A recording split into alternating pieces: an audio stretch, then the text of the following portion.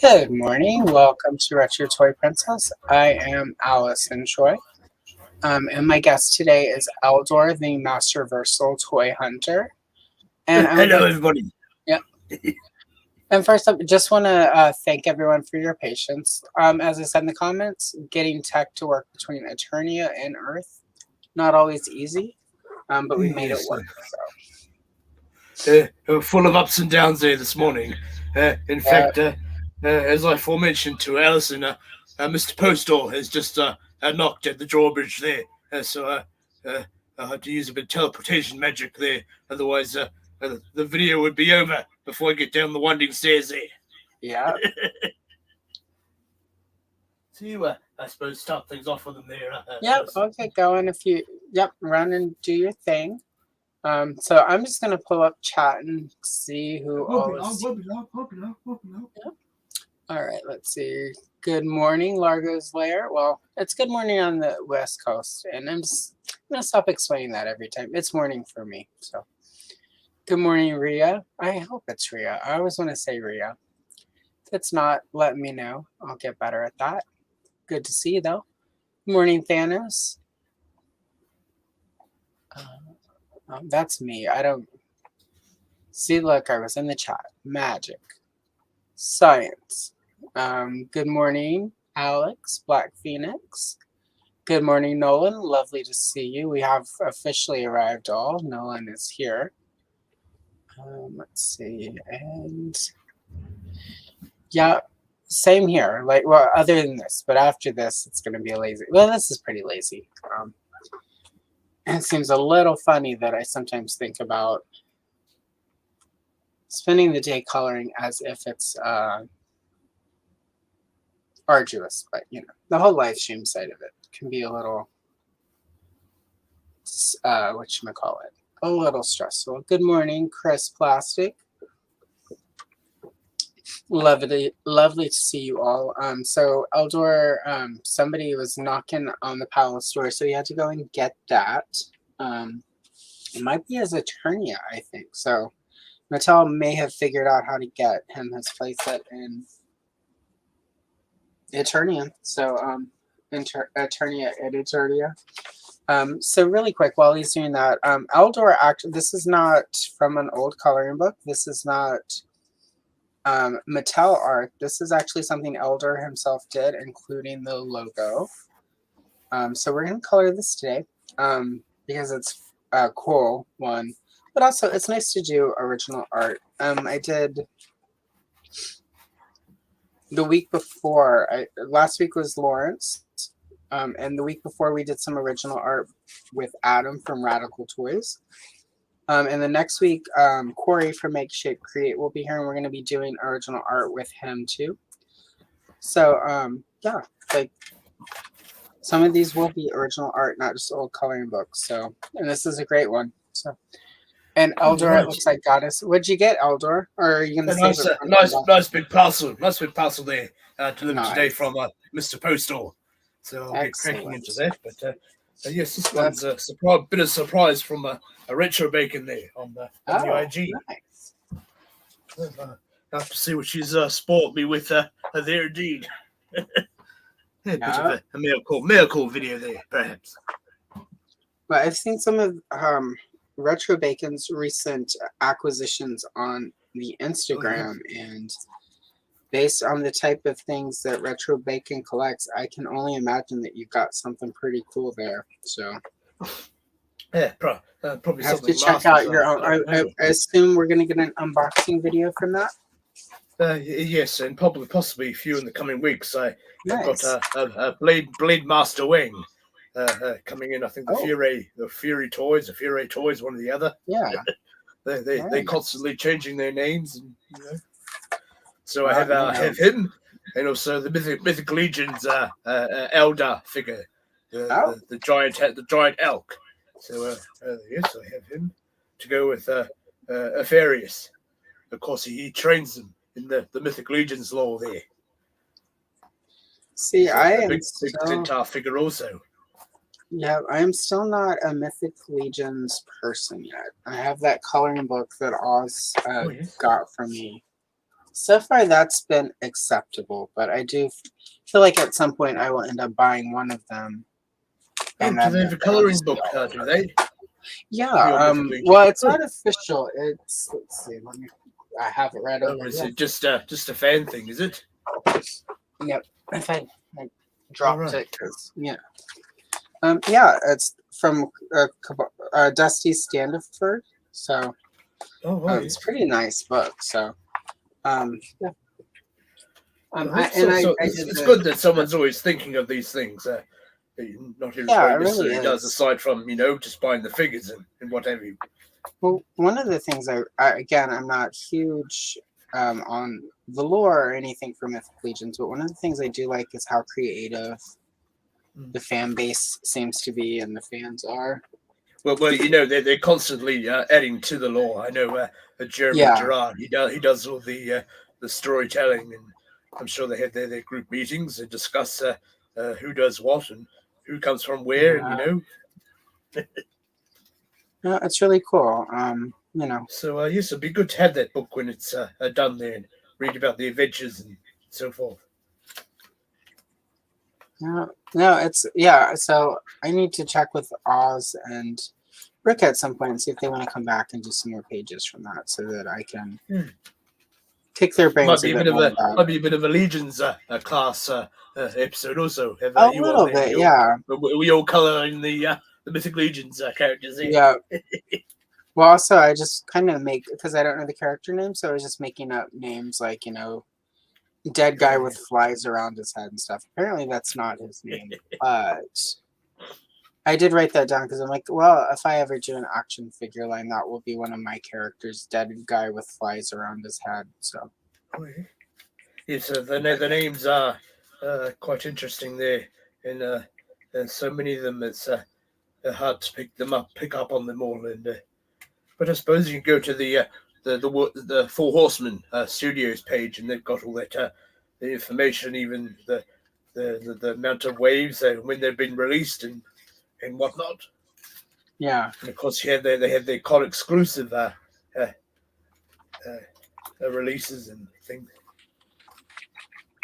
I was lucky. I had a fellow over here. He went in the all-in of the reinforcements, but he didn't want a few of the figures. He didn't want the knights either. I wished I could have got one or two of the knights there, but I went with his ogre and Kevin Dwarf figures there, so I got those off him. It's always good if you can find someone that's gone all in, but doesn't want all the figures there, you see, so you can buy those off them. And Caldor's your uncle. Yeah. I think the one Mythic Legion that I missed it because I didn't understand how Mythic Legions worked, but it was the Shiro one, the Dora Rendo. Oh yes, the Master of the Universe tributes. Yes, I remember when they were advertising that, like through Big Bad Toy Store or something, and I didn't understand the Mythic Legions thing. So I'm like, oh, I'll just get it, after it comes out or whatever. Because as we know, that the Four Horsemen, they had their head in doing a lot of the sculpting and that for 2000X and the other toy lines there. Yeah, and it's what's funny is I wasn't always some of the I'm trying to think of a nice way to say what I'm about to say. Some of the ladies of Masters of the Universe Classics, I wasn't as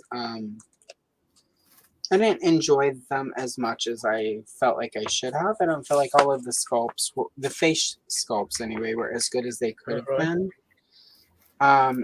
Whereas with Mythic Legions, it seems like either they've upped their game or because it's not, because it's, there's a brand manager involved at Mattel. So like the brand manager is the one who's going to approve a sculpt. So I don't know if, what part of what I didn't necessarily always enjoy about their sculpts were just where they were and their sculpting at the time, or what was based on what the brand manager wanted for the line.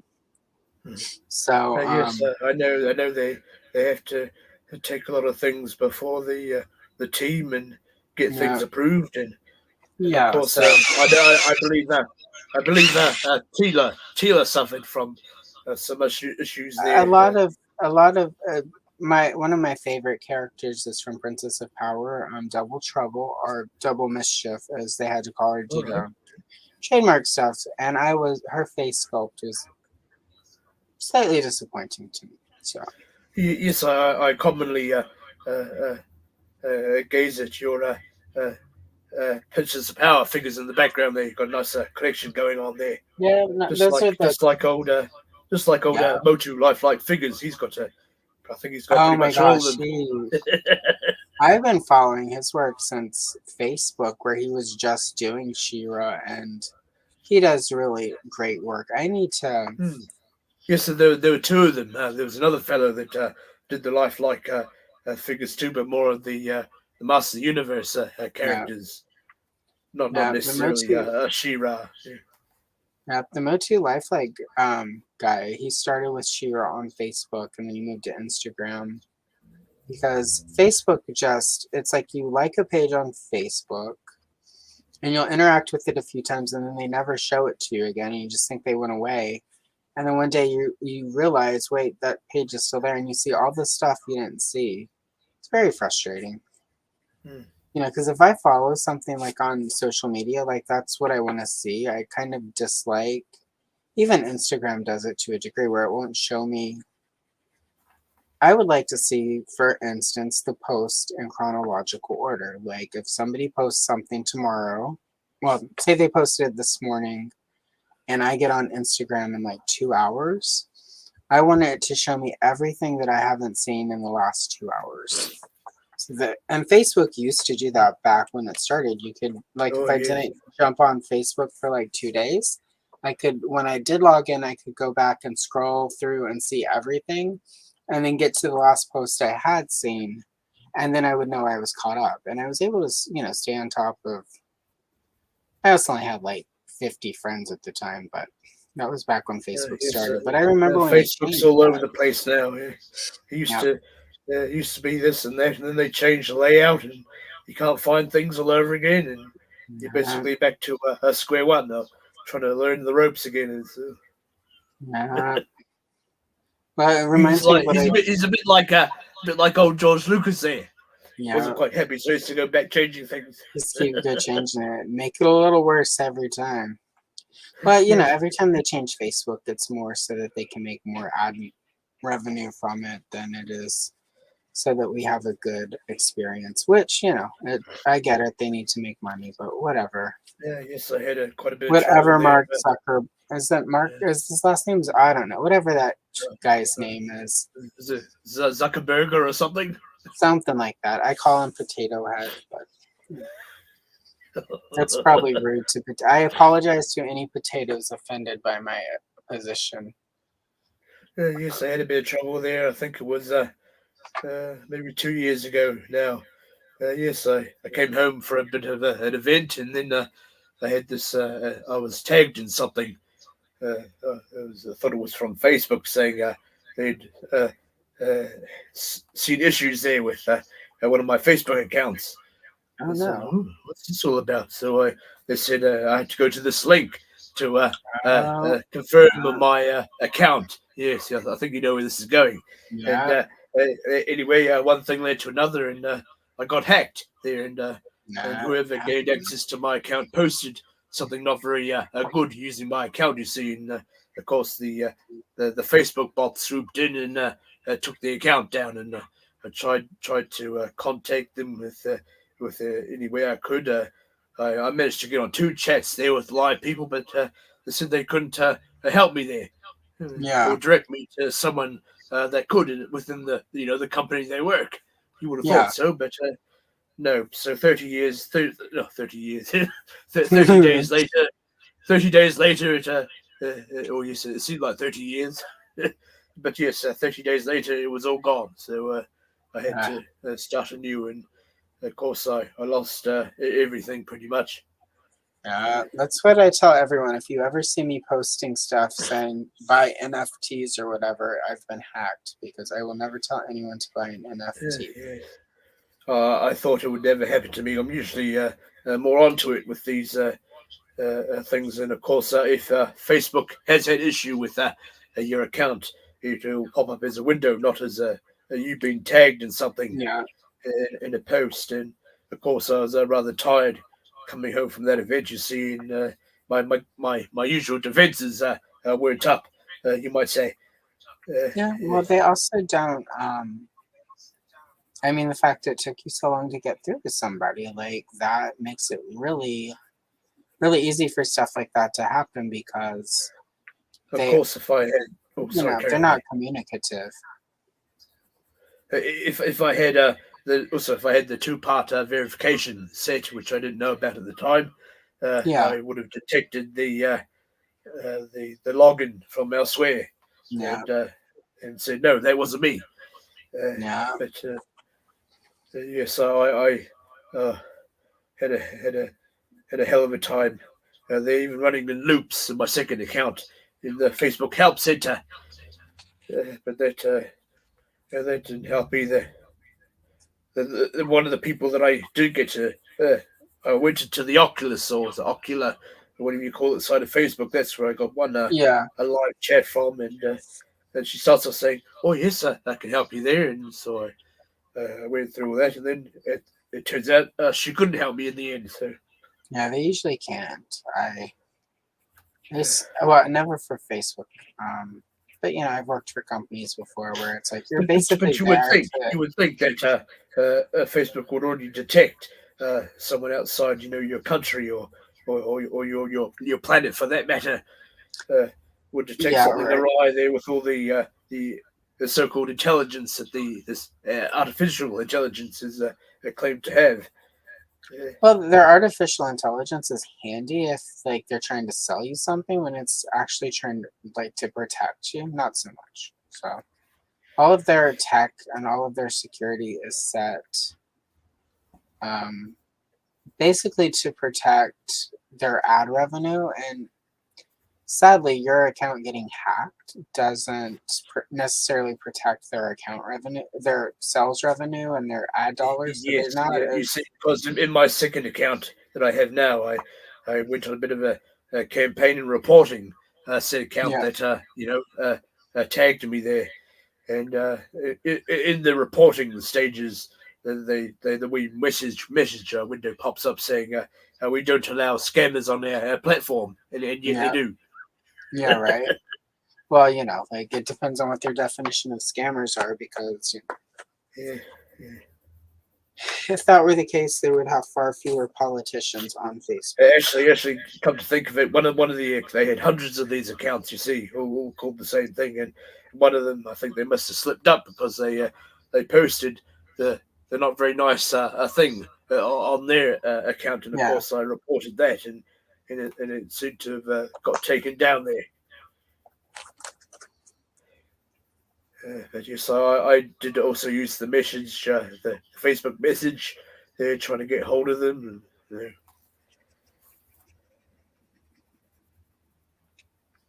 Yeah, my dad got hacked, and he never got, which was fine because he didn't actually. My dad's well, he's younger than you are, Eldor, but you're also hundreds of thousands of years old, and eternity. 1,002, give or take. I kind of lost track of time, you see, when I was in the other plane of existence. Of course, I had sacrificed myself all those years ago in Eternia. So time seems to have no meaning when you're buzzing about the galactic planes and what have you. It's also rude to ask, the Council of Eldors, like your age, because you remember the not all of us minded, but I don't mind. But here on Earth, my dad he's getting up there, and every so often he's been on the internet since the late 90s, and still every so often he'll be like, "Hey, I just got this thing, does it look legit?" And I'm like, "Dad, nobody is going to have you wire $50 and then send you $3 million from Nigeria. We are not in any way related to the Nigerian royal family, Dad."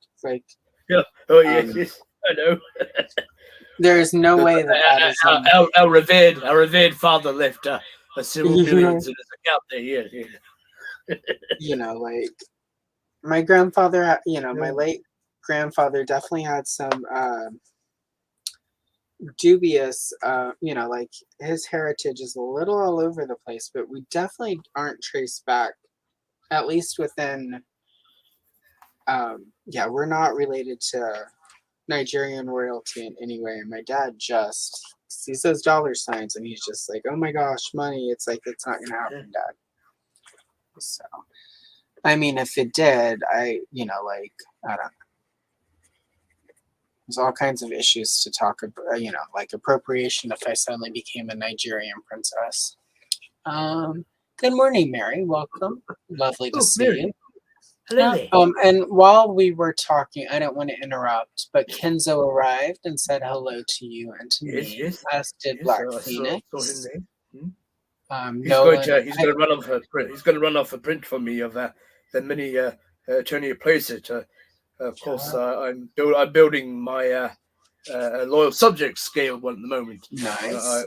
When I saw his post there, I thought, yes, the Viper Tower and the Castle Grayskull Tower would help me make a few patterns up, whereby you cover the object up with a bit of tinfoil, because tinfoil is good at going into all the details and what have you. Then you just cover it over with masking tape strips. It helps to hold the shape, so you end up with a bit of a shell form there that you can pop off the object, and then once you cut it up, you design all your your cut lines and what have you while the cast is still on the object. And then once you pop that off, you just cut them all up, and then you get to lay them flat, and then you can trace them onto a bit of paper to get them all nice and neat. And then in this case, I'll be getting them printed out on clear acetate film, so I can run it through the overhead projector, so I can enlarge the patterns to suit the scale of the main tower I'm constructing at the moment. But that was a hell of a job, really. I had to pull up all the different angles of photos of the main line tower there, you see, and I was tracing all the different, tracing the bird's eye view shape of the lion head, and then the sides, and then taking all those different tracings and making them into templates, you see, and then working them all around each other to get a full sort of shape, like you would do something similar, like in a CAD program or whatever, but just the long way round, you might say. Yeah. So that's usually how I do things that I can't find. The Pipakura templates for, which is a program people normally use for their cosplays and so forth, for making helmets and whatnot. So I guess that's another way of doing it. So you actually have an overhead projector? I am envious. Yes, a bit old school there, you might say. It's a man's arms. He had it imported there into Eternia. It's been fairly useful so far. I had one light bulb blow out, but I see they pack a few light bulbs within the machine itself. If you can remember, that is. And yes, sure enough, there are a couple of bulbs there. But whether they still make them is another point entirely. And I've already blown one, and I've only got one left. So. I looked one up a few years ago, and they have a couple. The ones I saw were pretty cheap, which with technology like an overhead projector, while it's not horribly sophisticated, like if it's too cheap, I'm going to be suspicious, just because the quick, well, as you mentioned, like luckily you have the light bulbs, but with a lot of that older technology, it's sometimes hard to find like replacement parts. So that was sort of when the ones I found that were affordable, I was like, I think I'm going to pass, because as cheap as it is when it breaks, I don't want to have to just buy a brand new one. Right, yeah. Or hope that I can find light bulbs or whatever. So, and there are a couple. There's the one I rescued this one from the old e-waste there, from being pulled apart for recycling and whatnot. So it was a good find. Yeah. Nice. Yeah, I'm looking at. There's also the sort of ones where you don't need the clear, where you can just put like a picture and it will project it. And I've looked at a few of those, because that would be really handy for some of the stuff I do with old coloring books and stuff. Sometimes I'll get a page where it's, if it's a book that's been colored in, it's not always easy to like scan it and then clean it up on the computer, or it takes hours and hours, and might as well just say not buy those and save up money to buy a mint condition one, because when you look at the time spent and what I would normally charge by the hour, if somebody came to me and said, hey, I need you to do this, and it was going to take me 3 or 4 hours, I would charge them way more than what it would have cost just to buy the coloring book that I could quickly scan. But sometimes you can't find them in good condition. So yes, I'm getting a couple of the Star Wars coloring books coming soon. Oh, nice. Give those a bit of a try there. So I see you've done a few of those.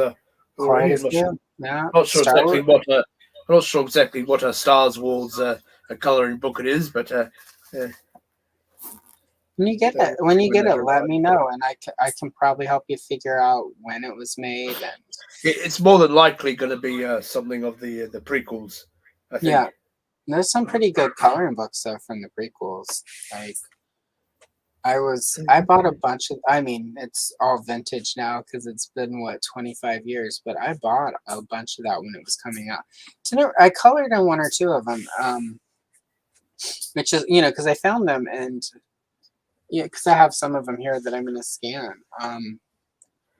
I found them and I was looking through them and I found all these colored pages and I had forgotten that I colored any of those. So apparently at some point in the early 90s, I was doing this and just didn't realize it. Didn't remember. Also, Tony said good morning. Oh, yes, I saw him in there. Oh, Tony said hello. Thanos Copter's there. Eh? Yep, Thanos is here. I mean, Kenzo is saying he used the projector to help scale his mural. Yes, his mural is very nice. We talked through that when he was on my custom figure line, which I'll have to start up there soon again when I'm ready.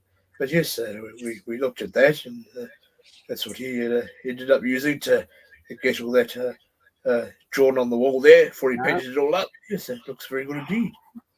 He's got little ledges there, so you can post some of the figures around there, and so forth.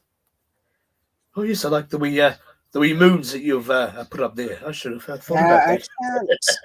It's for whatever reason I have found as I do, especially with the older coloring books, I have to go in and add a couple planets to the sky.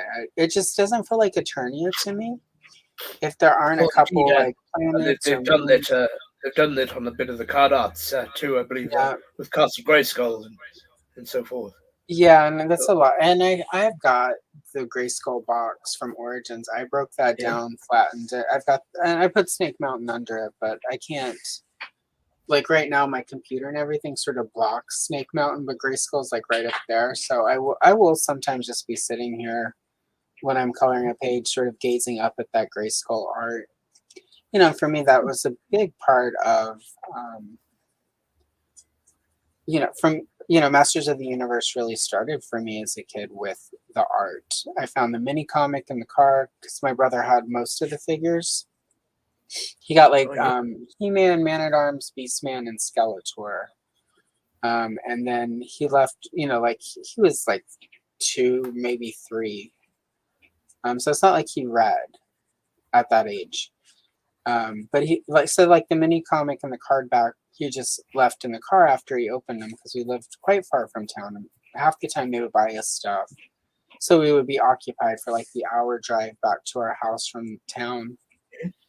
And I was flipping through the mini comic and there was Tila she was like bonking Beastman in the head with like her spear. And I was like, oh wow, who is this cool lady? Like I want that. But it was, that Alcala art and then the 8-back with like the really nice cross-cell art. And my brother got Castle Grayskull that year for Christmas. And I remember I stole the box because I would sit there and look at the art on the Castle Grayskull because it was just such amazing, so for me, Motu was always sort of even I'm not a huge fan of the Filmation cartoon. Even back in the day, I felt it was a lot of the design was simplified of the characters. But as Yes, attorney, of course, with all the budget and the animation, yeah, there less is more, I suppose. And yeah, I get it. I it get it now. takes a less time to animate. You see, you've got less to Yeah, draw. yeah. Now that I'm older and understand how all that works, I fully get why. But as a kid, I didn't. But always loved that even Filmation, like there were always weird planets or like the sky was strange. Like they always did a really good job of not making it look just like Earth. For me, Yes, that's some of the backgrounds and colors they yeah, used, they were fairly good at portraying that otherworldly sense, I suppose. Yeah. yeah. Because Tila often didn't get the recognition that she deserved there. Quite often she leads the charge and has a rather strong Yeah, will there. yeah. In the early mini I like it comic, when she scolds the bad guys when she goes, "Oh no, you don't." yeah, yeah. But She, indeed, one of her more memorable calls to action was the problem with the power there, which she has to go off on her own because He-Man is no longer around yeah. to blow up Skeletor's portal that he's started reconstructing there. One of my favorite episodes of the Filmation is the one where she and Evil Wing get stuck in the desert together and have to like work together. Oh yes, similar to Was, Revelation there. yeah, I mean, and that like for all the people who were like, "Oh my gosh, this is not." I really, like my two favorite episodes as a kid were that one, and then Tila's Quest, the one where she has to go fight Merman and finds out who her mom is, and then they take her memory away. And so those were my two favorite episodes as a kid because those were the ones where obviously Tila was my favorite Motu character until Princess of Power came, and then it was all over. But like for me, Revelations very much seemed to like be playing off those two. Like I went and rewatched both of those, and I'm like, especially the one where she and Evelyn have to work together. I'm like, this is totally like when they were writing Revelation, they watched this particular episode because even the way they interact together is very much how they interacted in Revelation. It's a little grown up. Yes. Oh, Aaron there, yes. Hello, sir. Yeah, yeah. And then we've got a Brick, and he is letting you know your artwork is amazing, Eldor, and it is. So thank you there, sir. Yeah, it's very nice. I'm getting my first layer of green down before I go into shade more, but I mean, it's really good. Like, I'm not gonna have. I've done all the shading for you, you might say. Yeah, you've done a lot of the shit. I mean, like, I'm gonna go. I should have thought about that. I know it's not usually how coloring books are presented. Okay, but, though. I mean, that's kind of what takes so long when I do a page is that like I have to build it all up. Where with this, it's a different challenge because the goal is to not lose any of your detail with the coloring. And to do things like add the planet, and I'm going to do something with the sky. I haven't quite figured out yet, but like I was thinking myself doing an orangey. Yeah, I'm thinking like a sunset. Yeah, Yeah, that would be good. I think. I don't know yet. I've got this like sort of purpley yellow orangey planet, and then I've got this blue one. Or you could do so whatever it is needs to make those. Or just becoming nighttime, maybe something like that. Yeah, something. I don't know. Twilight. Of course, the artwork on Castle Grayskull, the origins of Castle Grayskull is fairly nighttime. I guess you would say. Yeah. So yes, I've got 3 Castle Grayskulls there. The one I'm living in, of course, and one just the box displayed next to the playset, and then I got the minty fresh Castle Grayskull, the very first one that released before they fixed the sorceress's knees, and of course added more supports to the floors there because they tended to droop a little. Yeah, I keep thinking I should get a second of that original Origins because it also goes on sale regularly, but I haven't done so Yes, yet. I don't know how Snake Mountain's getting on there as far as readily available because yes, I remember seeing photos of when Castle Grayskull's coming out and whole big middle floor pallets Yeah, stacked up with them and what have you.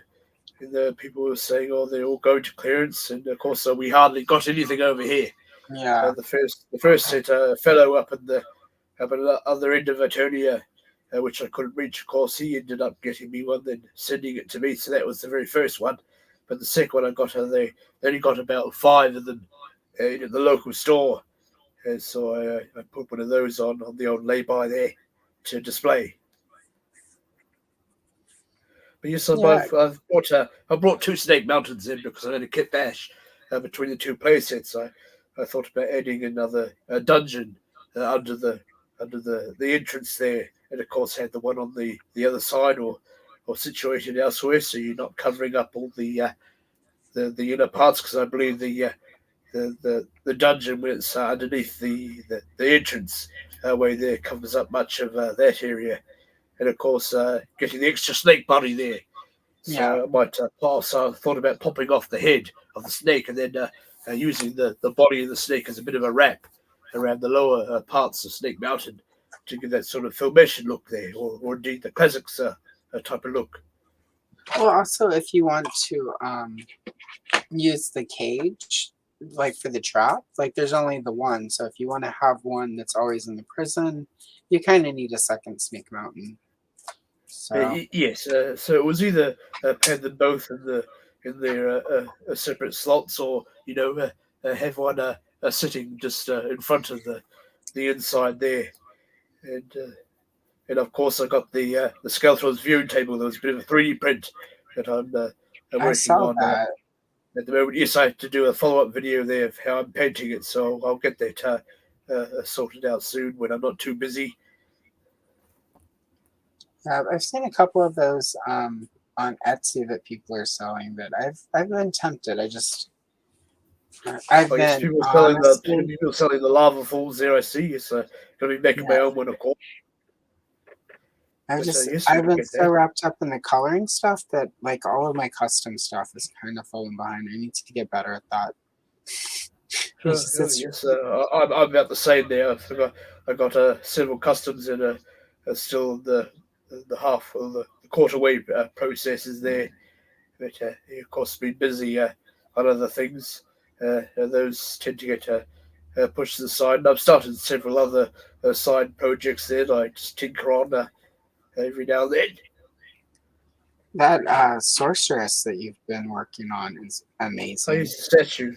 Yes, Yeah, I'm not sure when I'll get back to her because I started her 2 years ago, you see, yeah, and had a bit of a growth spurt on her to get her halfway there. So I just got the arms and the wing cape to sort out. Of course, her staff there. yeah. But She's really cool. I'm doing it in a way that you can break her apart. Like how you buy Yeah. those character statues normally, how they get packaged and so forth. So we're working all that out also. But yes, and there was on my own design there. I thought it'd be fun to make my own statue. I can see why they're so expensive there, but I don't Yeah. think the fellows are sitting there with huge loads of epoxy putty there and sculpting. I think it's all done by computers, so mine's taking a wee bit longer there than what you would normally do nowadays Oh with yeah. I mean by the hand. computer age and so forth. Because Oh yes, yeah. back in the day, everything was hand sculpted there, even from your Castle Grayskull playsets. Yeah. There are all those stories about when they were getting it ready for presentation. They were just going in and sort of scooping clay off of it so that their presentation model of it, like was what they wanted it to be and the figures could fit through the door. Yes, one of the issues the classics one had, they had to make an inset cut in the front door there, so the drawbridge came down more comfortably there. Yeah. Like there's a lot, and even with digital Like there are people who I see who do a lot of like digital renders, and then they print that. It will take 2 or 3 prints for them, because you can't always account for it actually how it prints and all of that. So it's the digital sculpting is maybe easier in some ways, but there's still like sometimes it just doesn't print. Like the physicality of it as it comes out is not always. It doesn't always come out perfect. They still have to work. Yes, I suppose that's why they come in parts. They split it all up into pieces and then design all the, how things go in a certain way. The different pagan ports there, so I imagine they'd have to design it the way that it gets printed out. Well, the parts get printed out separately there, then you assemble it. And then it all has to line up after that. So it's like there are a couple. Yes. So it's easier in some ways, but in others it's sort of lacking that hands-on part of the sculpting. Let's see. Oh yes, so that reminds me. Just a bit of FYI there. I believe you say you might notice the burning torch there, just in the doorway. Yeah, that's what that is. It's a bit small. Yeah, I'm gonna go in. I've got. But do what you like, I suppose. Yeah, no, I'm gonna use the. Where is it? I've got a yellow chartreuse that I'm gonna use for that, so that it's sort of yellow but still green. Because I figure most of everything in Grayskull is gonna have that green hue to it, just because of the. Everything's. It's definitely more darker. Definitely more darker. Yeah. Well, gray on the inside, but, somebody was like, "Why is it called Castle Grayskull when it's green?" Oh, goes in tight. And yes, if you don't maintain the old premises, yes, the mold tends to grow. Right. And what have you? It's a patina, people. This is what happens with stone and stuff over generations. But so yeah, I'm gonna go in there with like that chartreuse, and then I'll probably use a little bit of a yellow paint pen to give it a little bit of a yellow pop. So I've got the morning sniffles there. No worries. Good thing I'm not having a sneezing fit like I usually do. Well, if you were having a sneezing fit, you'd just be having a sneezing fit. People have sneezes and coughs, and we're not robots. Been sucking in all the dust and pollen that comes in through the windows there all night long. Well, and I can imagine that on Eternia, Skeletor doesn't have much skin on his face. So on occasion, too, the old Castle Grayskull cat, he sometimes likes to sit on my face there, so coughing out all the hairballs also. Yeah. Well, I mean, Skeletor skin cells that are all up in the air. I'm going to breathe in a little Skeletor. Stinkor. I would imagine everyone's allergic to Stinkor. Except the hippies that are using the smell of Stinkor to cover up their pot. But whatever. Let's see. Cool. And then, yeah. So I'll make that go away. And this is a little bit higher up, but agreed, Brick. So I was really excited when he said he wanted to do this. Yes, I thought something unique for a change might be a good wee challenge for you. And of course, I added in the wee Powers of Grayskull logo there because it's the year of the Powers of Grayskull coming out. Yeah, but I think the logo adds to it, but I really like sort of a lot of the extra bits that are here that aren't like the little like right here. It's kind of like your storybooks that when you open the front cover of a storybook and then you have a bit of the artwork and then it has the title of the story possibly up above. No, I like it. Like it adds to it. I think just overall this is a really like when I got this and it had the logo, I was like, oh, like if they had, when they launched Powers of Grayskull, if they had done a redesigned Castle Grayskull playset, this is exactly what I would have expected it to look like. Yes, old Ramen Toy. He fooled us. A bit of April Fool's there. I think it was last year. Everybody thought he was going to start making the concept Castle Grayskull there, but no, it was a bit of an April Fool's. But I suppose there's nothing really stopping him if he wants to go that way. I mean, you know, probably a bit more expensive, mind you, but the design is different enough. He could, you know. Again, that's why you notice I added a wee ladder there up to my chamber window. Of course, I locked myself out there one time, so I had to climb the old rocks there, do a bit of rock climbing, you might say, all the way up. It would kind of be a pain in the butt. I should have remembered to use my teleportation spell, but at my age, sometimes your memory gets a bit lost on you. Indeed. Well, and if you teleport, I popped a wee ladder up there to make it easy for me to get to my window in case it ever happened again. But well, if you teleport incorrectly, though, like you could end up in the middle of a wall. Like that would be no good. Yes, I was going to say, if you do it wrong, then yes.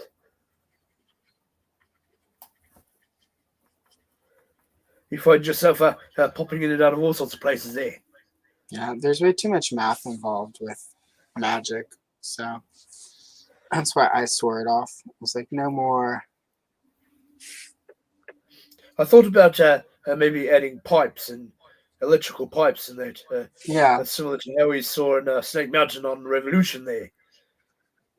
Had some more electrical or technological piping crawling up the sides of the place. Yeah.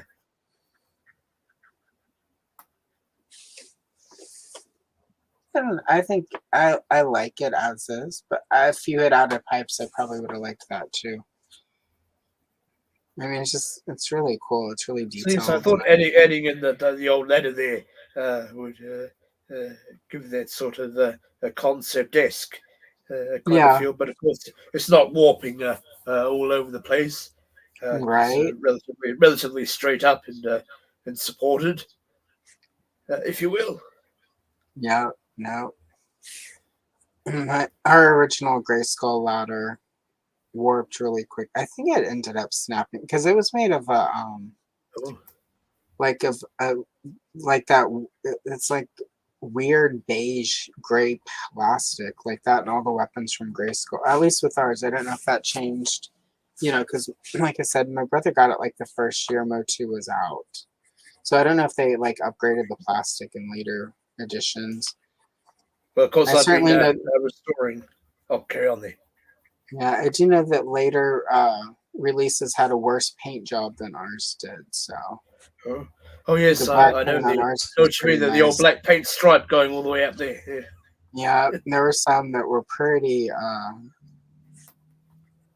awful, but ours was pretty good. So. That's what's interesting to me. Like you see a lot of people that buy the old Grayskulls and then repaint. I have a friend who did that. He repainted a vintage Grayskull and it looks really good. I've seen that around there, here and there. Yes. And he bought vintage Snake Mountain and did the same thing. It looks really good too, but it's far more striking to me when it's Grayskull because Snake Mountain had a pretty decent. There weren't a lot of paint apps on it, but like it was pretty good. Whereas Grayskull, if you got the wrong Grayskull with that black stripe, it was fairly basic in what it came with also. Yeah. Castle Snake Mountain was one I got as a kid, and I remember I was very sad that Christmas because the way it worked is we usually got like one big play set for Christmas. Right. And the year that was my choice was either that or the Strawberry Shortcake Very Happy Home. I'm like, Snake Mountain is cool. It was not cool. I much would have. I mean, they still ended up having to get me the Very Happy Home later because I was so unhappy and spoiled. But I definitely say Snake Mountain was not as fun as I expected. Not compared to Grayskull. Yes, I'm restoring the vintage Castle Grayskull at the moment, so I got a few more pieces for that the other day. Yeah, I got the old warped ladder there, so I had to straighten that up, and I got the weapons rack, but it's had a few of the weapon tabs snapped off, so I had to Yeah. get my as I commonly say, get my old toy ploy cap on there and fix things up. And I got a few of the weapons. Some already had from a previous fellow that I got the flagpole and some repro stickers there and the gargoyle. So I ended up with a spare gargoyle. That gargoyle. They'll probably pass on at some stage. I think that was one of the first things. We never lost the little gun that came with Grayskull, but we did lose the gargoyle at one point. So I had to fix up the laser turret there. Someone's wee boy or lass was chewed on one of the handles there. So I had to cut off a bit of that, and then I used came with the old milliput there, and I resculpted the handle, and even sculpted the wee trigger molding at the tip. Yeah, and had a hell of a time trying to match the color because it was sort of a sun faded grey, as some of these plastics get. And of course, the foot of the turret was snapped, or sort of a stress snap. It hadn't snapped all the way, but I ended up gluing that back down. But I got an extra gun turret in this a lot of accessories that I got recently, so I might switch them out and use a better conditioned one in there. Yeah. I remember all the plastic in the vintage Grayskull being a little brittle. So yes, one of the side tabs are snapped off there also. It wasn't unhooked properly at some stage, and I'm guessing it was just forced. Yeah.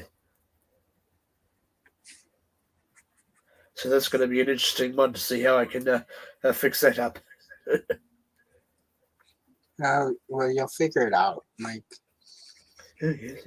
You figure it's just cool watching sort of all of your stuff. Well, it's not like not all of it obviously is a video, but even on Instagram, just sort of the way you sort of work through everything is really cool. Oh, thank you. Yeah.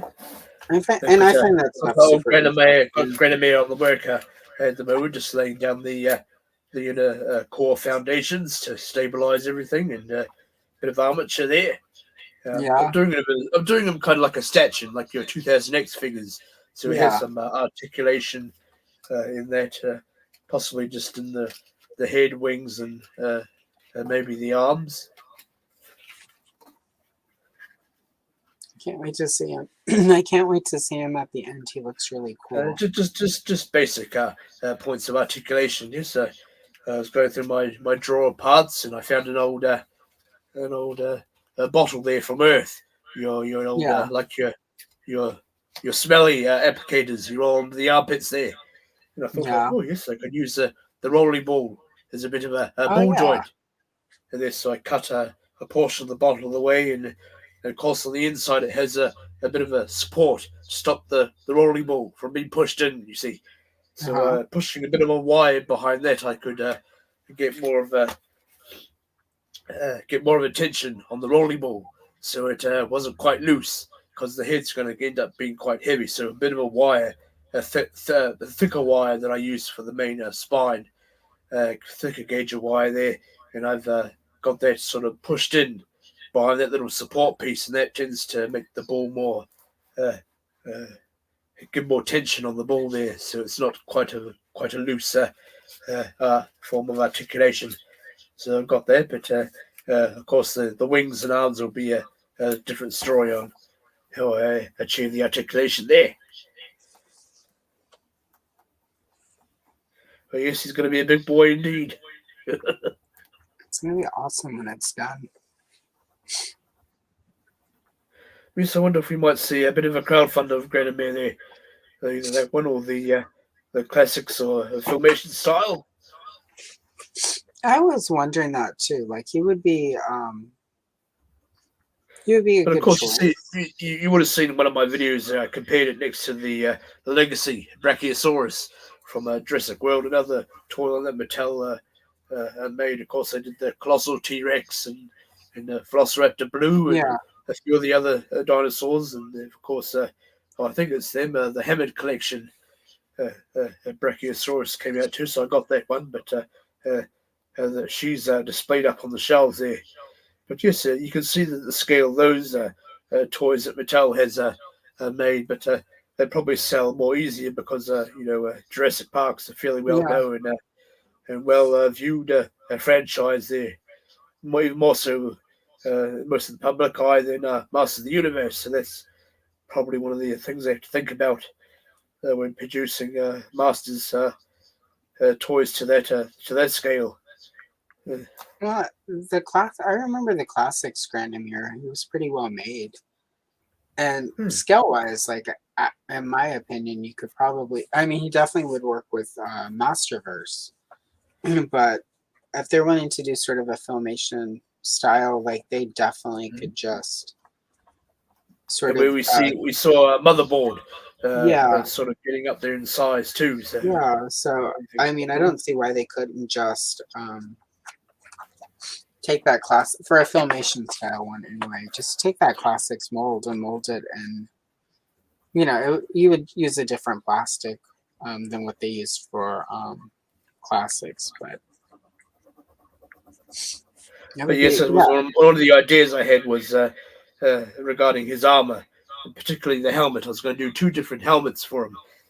One being the one we saw in the show, and the other being more his Filmation or classics looking helmet with extra horns stuck coming out, similar to what I've got going on here with Castle Grayskull there. So I have his horns coming out the back as well as I thought an idea of having just 2 horns attached to his helmet, so getting the more that look as a bit of an option there.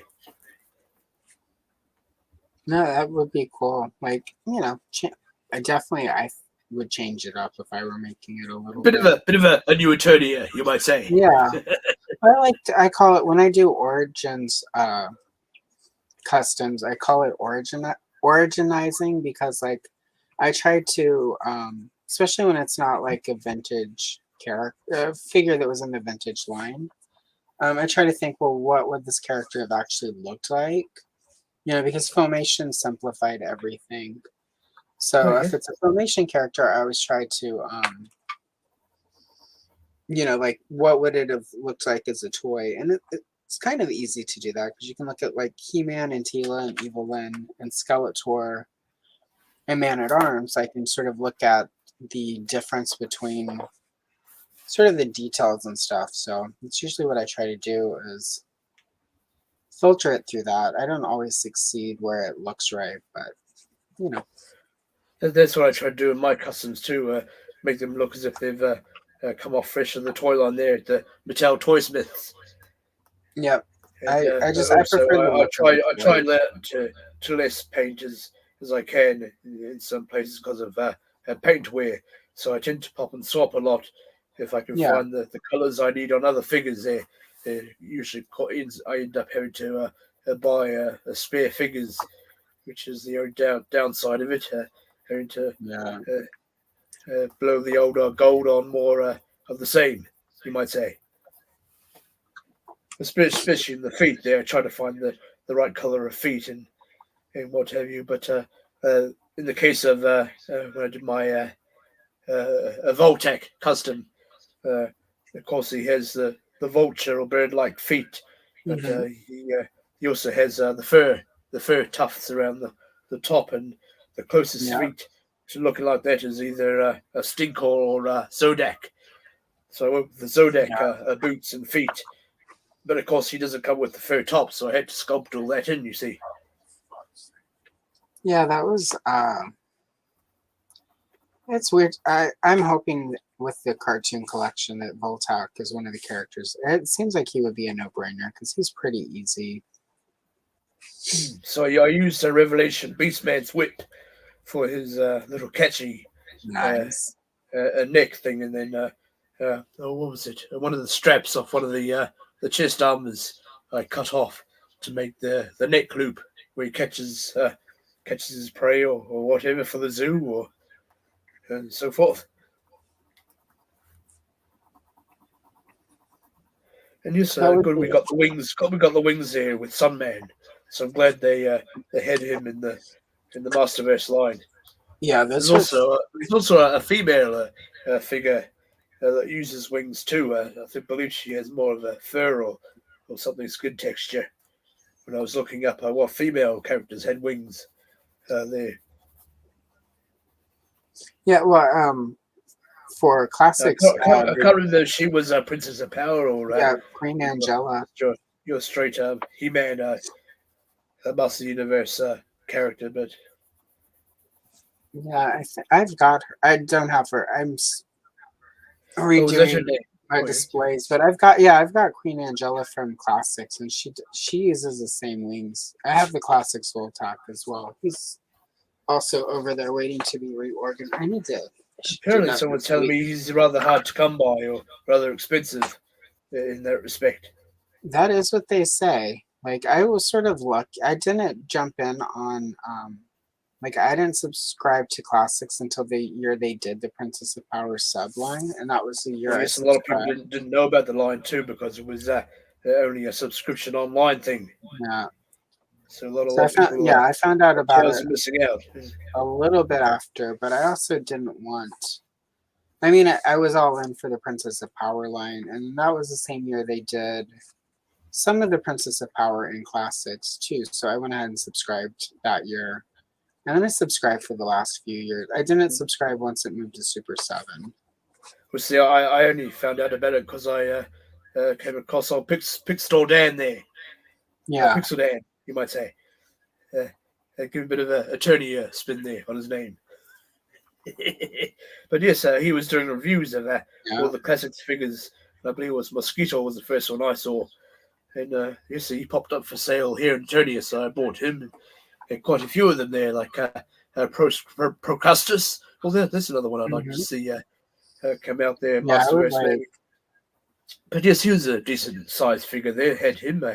Had a pre-Eternia disguise He-Man, and what was it? A Hurricane Hordak, Count Marzo, King Randall, but his plain clothes, or was it his armor version? His plain clothes version. And yes, I had a Froster and Catra. And those are good ones. And Grislaw was loose, so he wasn't in package. But I kept them all minty fresh, but then I sadly had to end up selling them. So kicking myself still today since how I got back to collecting Origins. Yeah. I got a few classics in the collection there. Some are mostly loose, but I got the Laughing He-Man, or Prince Adam rather. He's still mint in his box there. And yes, got Sorceress and Battleground Evil Lyn and Teela. And myself there. Yeah, I've got him. I don't have the Battleground Evil Lyn. Which is mine's missing her alternative head without the headdress on. Yeah, I don't have that. I have the regular classics Evil Lyn. I do have Battleground Teela. Yes, Teela was loose. I got her loose as well. She was missing a few things, and oddly enough, came with her counterpart Teela, snake armor. Yeah. Yeah, I got. So I'm not sure what happened there. I think the toys got mixed up or somewhere during their lifetime, but yeah. Then I got the Sorcerer's Saucer, so I'm pleased to have that figure. Yeah, Teela was one of the first ones I bought. How I found out about classics was I found them on eBay. Back when you could still get them for like $25 mint. Not without packaging usually, but you could get the mint complete for like $25. I spent like almost $40 to get the She-Ra, I think. And remember thinking, oh my God, $40 for an action figure. What is the world coming to? And of course now. Yes, as many know, my tale regarding classics was with the Mosquito figure there. As many know, I ended up selling that along with all my other classic figures. And then about last year at some point, the fellow I sold it to ended up putting it back up for sale again. So I tried to bid on it, and sure enough, it was the exact same fellow there. And he didn't want to do a buy now. He wanted to let the auction run to try and raise a bit of money, you see. And then of course, my Great Eye of the Universe spent the dummy, and it wasn't working anymore. So all that money that was going to go to buy mosquito back again, so they had to go into buy a new Great Eye of the Universe, so I could stay on the old the airways or the old internet, as it were. Yeah.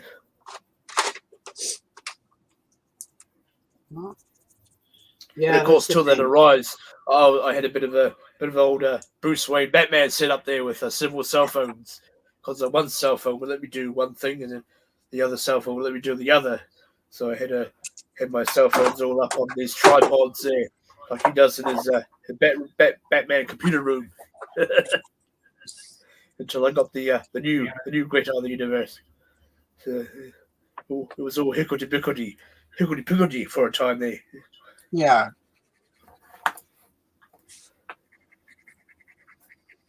Money is funny indeed. It's true. I'm gonna do like some purple for the sky, I think. So like evening in Eternia.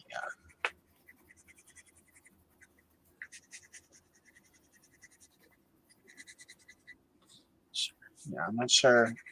Sometimes this particular color, it's called sea fog, doesn't always show up on camera, so but it definitely will show up like when I take a picture of it later. So not sure how it plays for the people at home, but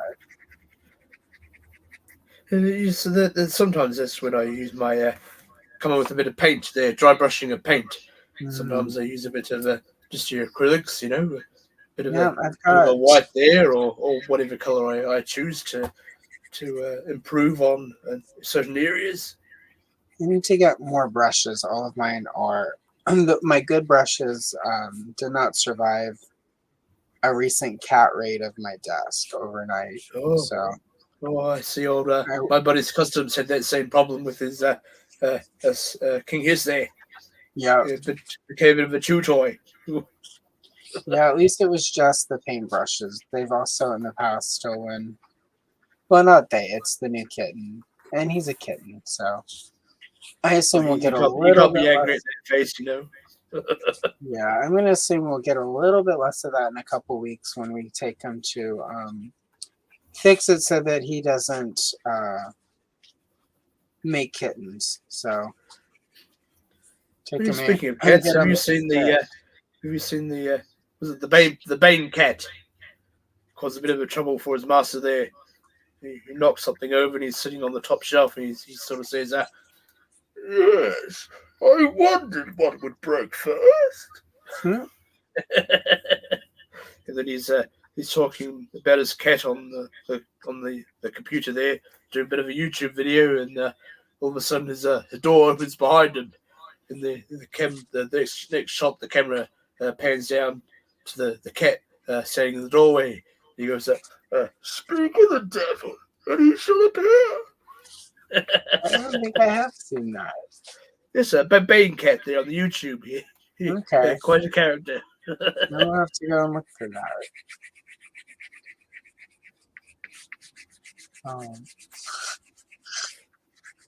They're doing all the Batman lines, of course. But yeah, has them all masked up there with the Bane mask on.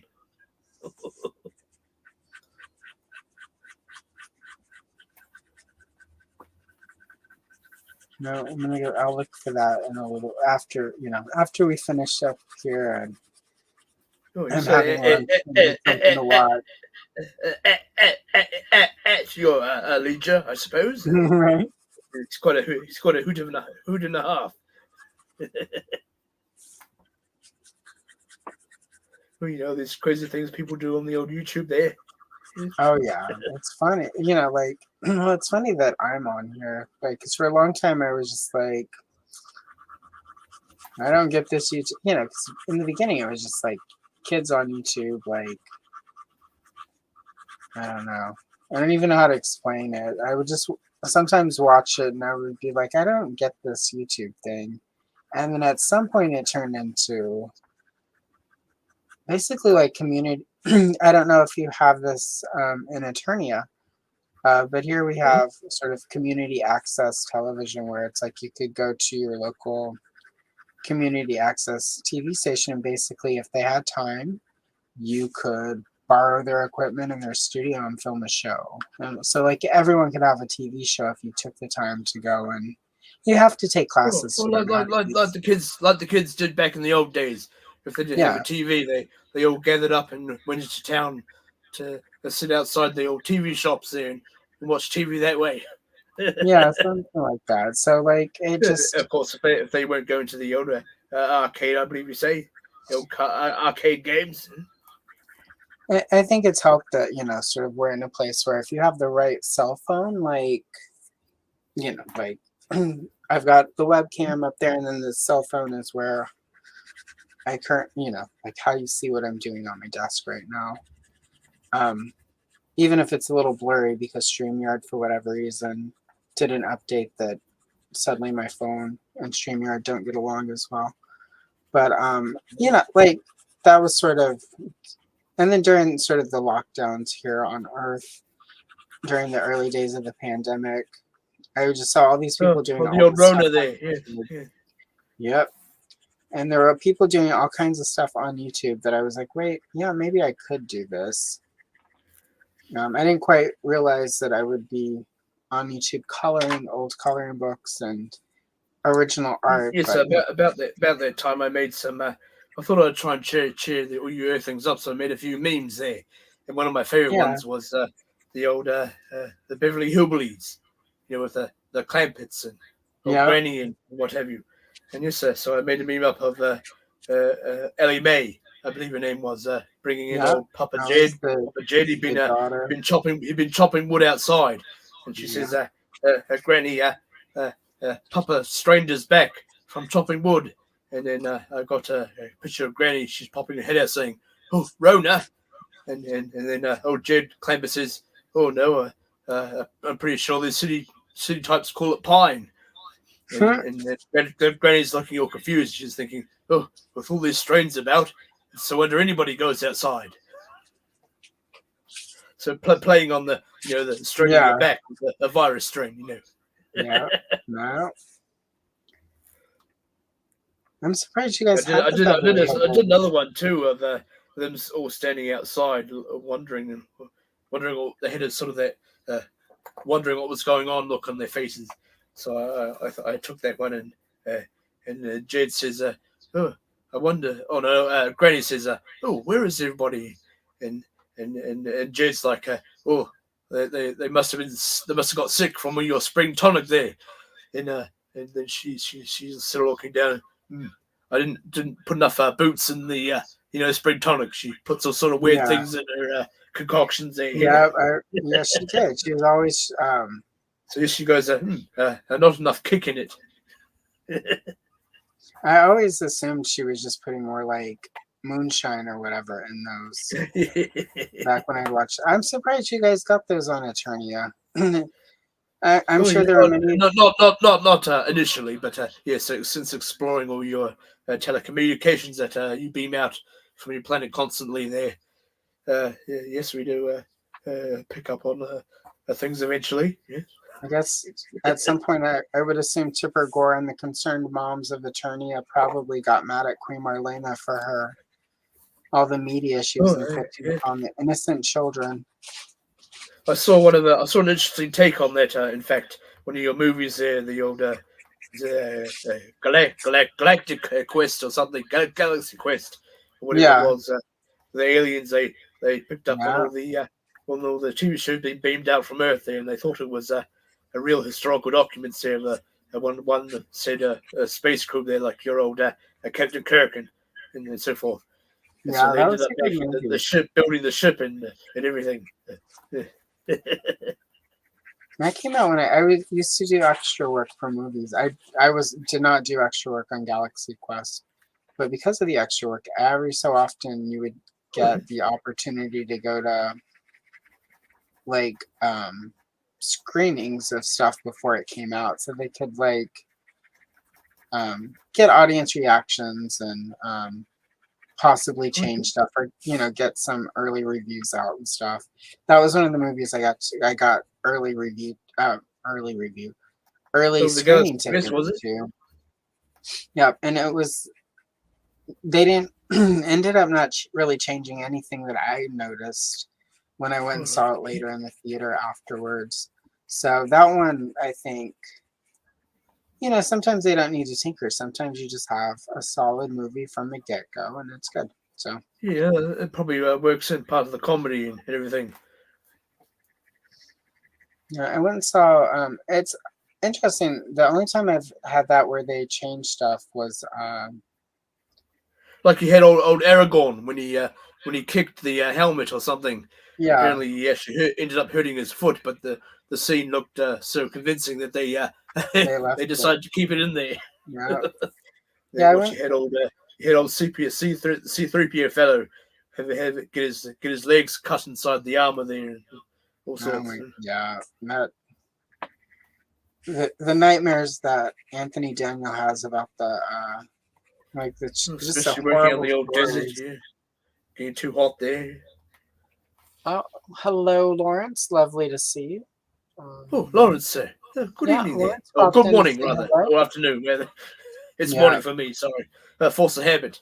Yeah, well, it's technically morning-ish. It's a little afternoon here. I usually know when it gets around 12 here, then it's probably your 5 o'clock or something. So seems about the right convergence from Eternia to here, but yeah, it's just the times I've gone and seen a movie where they really change it from sort of the pre-screen to when it hits. It tends to be horror movies, and it's always they'll go and change the ending so that it's either scarier or it makes more sense or there's an extra jump or leaves you open for a sequel or something. Or and you think the person's won the day, but in fact, when it comes to the end, they get sucked in through the window or whatever. Yeah, something. Yeah, like that. Yeah, that horrible ending of Elm Street that. Yes, yeah. Still isn't good. I don't care what anybody's. Wes Craven hated that ending for a reason. 'Cause it's not very good. It doesn't make sense, even within the dream sequences. But that's a different stream. If I ever decide to have a stream where I complain about Nightmare on Elm Street movies, I will give you a holler, Elder, and you can come and give us the Eternian perspective on that. Because yes, we've seen a few of the old scary ones coming out over here. Yet another thing. We tend to take everything in by moderation, of course. Yeah, well, yet another thing to blame Queen Marlena's influence on bringing horror movies is if you didn't have Skeletor, Shadow Beasts. Oh yes, amongst other things, radio beams and TV beams, we do get the older spaceships falling out of the sky. I believe every planet has that problem. I believe even on Earth there. No wait, your clown there is Crackers, right? It's Crackers, the clown that you guys have. Chef Alan, yeah. Not your usual Eternian name, but he puts on a show or two with his cooking. He likes watching the old Jamie there from your neck of the woods. Jamie Oliver? No. Yes, Jamie Oliver there. A little bit of this, a little bit of that, I call him. I don't watch much Jamie Oliver. I always, my personal favorite TV chef, I don't even know that she's technically a chef. More person who has a show that shows you how to do food is Nigella Lawson. I actually was not somebody who did a lot. The old bitey lady, is it? Yeah, she's a little. Nigella Bites. Yep, Nigella Bites. That was the show. I didn't really cook at all. That was not my thing. Because I sort of rebelled against traditional roles for a while there, and but then I started watching her, and she actually made cooking look fun, and she was very much I was very anti-Martha. I like Martha Stewart now because she went to jail and she's not obnoxious anymore. She's actually got a sense of humor now, but she used to be the worst, and so I didn't like her. but then Nigella Lawson just made it really accessible. Like she made it like it didn't. She was like, it doesn't matter how it looks; it's how it tastes. So like and when you're learning to cook, sometimes stuff comes out and looks terrible, but it might taste okay. So because of her, I went and bought my first. Yeah, I bought my first cookbook. I mean, people gave me cookbooks always. Like, you need to know how to cook. You'll never get a man without cooking. It's like, I'm doing all right, ma'am. Don't worry about that. Indeed. I can put dog food out, and that'll bring all the Carls to the yard. Anyway. But yeah, Nigella Lawson. And I went and bought the book was like $20 at the which was a lot of money for me at the time for a cookbook. But it was worth it. I still have it. I still occasionally break it out to like look for a couple recipes. There's stuff I make all the time that are basically me taking stuff from that book and making it easier because some of it's fussy and I'm like, that's a little bit too much work for what I want tonight. But there's still stuff I make regularly that are because stripped down versions of her recipes in that book. So, but yeah, Jamie Oliver, my friend, really likes Jamie Oliver. I think like he wants to marry Jamie Oliver, and that's cool. Like we love that for him. I was watching one of his shows. He went to your US of A there. He was trying to show parents how much sugar their children were eating. He filled 3.5 buses full of school buses full of sugar. And even after that, they didn't take it all in. So he decided to build up a shop there down the road and to sell healthy options there. Yeah. Well, the problem is everyone talks about I guess. Sort of all that sugar and stuff, but it's like, well, some sugar is natural and it's okay. Like we need to eat a little sugar. Like let's not demonize sugar. Moderation there, of course. Yeah. Yeah, and it doesn't take into, like a lot of, as my nutritionist says, a lot of sort of the stuff we're told, because I go to a nutritionist, a lot of the stuff we're taught about dieting, stuff like sugar and stuff demonizes it, but a lot of the sugar is added in food. But if you are not in a certain demographic, like if you don't make a lot of money, you don't have access to a lot of food, you're going to have to buy. Yes, you notice that the junk food and stuff is generally more cheaper to get than it's cheaper and healthy it's stuff. And yeah, so it's, people are like, oh, fresh vegetables are cheap, but fresh vegetables go bad. So if you only have $20 to an American money to buy food for 2 weeks, yeah, the vegetables are cheaper, but those vegetables are going to go bad in 2 or 3 days. And then it's in the markets here in Eternia. Is a cubby place outside one of the schools that they top up with just vegetables and what have you, and people can come off the road and just fill a bag up of carrots and cabbages, whatever, to pay anything, of course.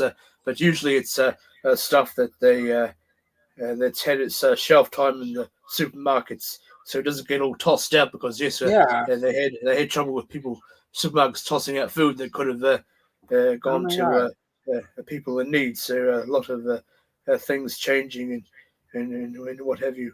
Although you do get your honor kiosks, where you do pay a bit of money to get the food, but it's like an honesty a thing that's just left out there.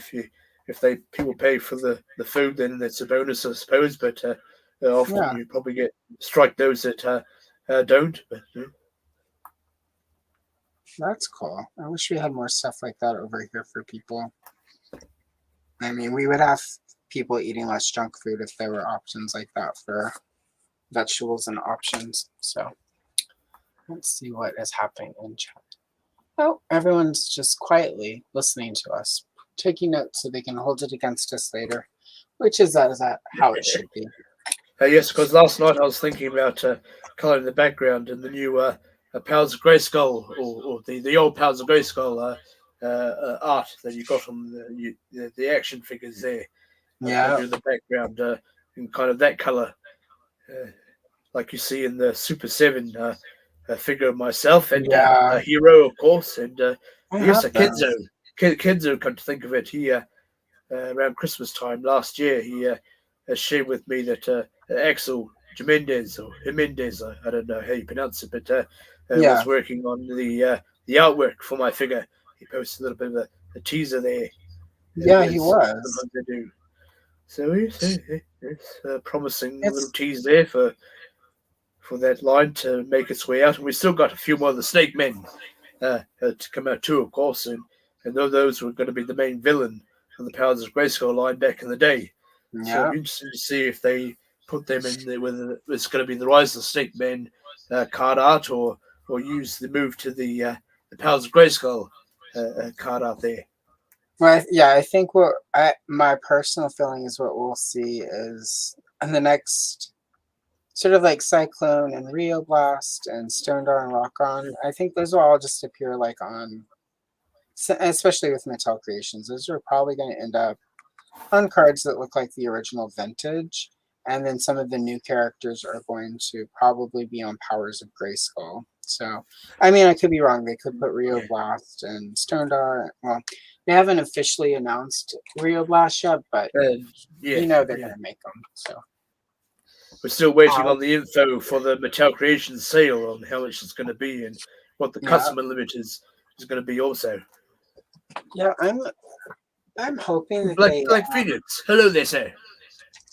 I'm hoping they make all of that easy to get. Just because. Yes, I'm hoping it's not going to be too much there. No, it's fine. Yeah, exactly. Like, especially because the characters left are later in the line figures that a lot of people weren't able to get back in the day. And I suppose there's not many characters in the Powers of Grayskull line. You got your King Grayskull and Eldor and Hero and Shirella. Yeah, Shirella, and then of course so they want to get a bit creative there. In the mini comic going out with Eternia, King Grayskull has a wife. Yes. Pretty much, other than the head sculpt, she appears to use nothing more than the evil Tila body. So with any luck, they'll do like Shirella, they'll do King Grayskull. Yes, reusing it. Yeah, and I wouldn't be surprised if they didn't do like a different King Grayskull because he's, kind of a big character.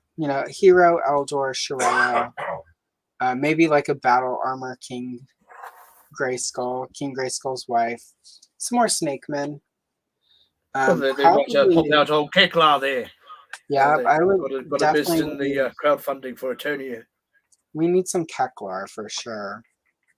Well, Keklar appeared in so many different colors depending on where he was. Because he comes from like. You briefly see us in 2000X, which I believe is the only televised. It's the only one for that. But also, we haven't gotten a full tooth. I'm hoping this Turtles of Grayskull Tila that's coming out. When you take her armor off, I'm hoping underneath it's a 2000X Tila. Of course, much speculation as to what vehicles we might get made also, like your Turbodactyl and Bionotops and Tyrannosaurus there. And we've already seen Yurko on IG do a bit of a 3D print rendering of the Gigantosaurus and what have you. Yeah, it would be cool to get some of those too. Like, there's still a bunch of, like we don't have the regular attack track from the toy line. We don't have the full battle ram. There's still quite a few vehicles. Yes, the Bashosaurus has been teased. A good few of those other vehicles. Yeah, so there are a lot of things that they honestly should be giving us that. Well, I mean, of course, the cartoon line coming out.